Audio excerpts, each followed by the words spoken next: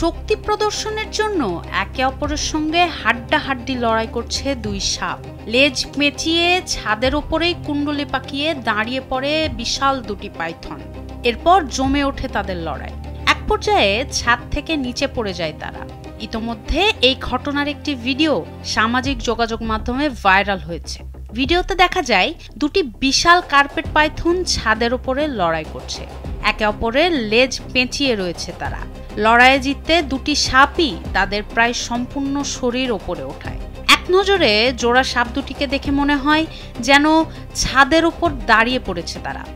শরীর দুলিয়ে মারপিট করতে করতে তারা ছাদ থেকে নিচে পড়ে যায়। তবুও হার মানেনি সাপ দুটি। একে অপরের লেজ আরো শক্ত করে পেঁচিয়ে ধরে।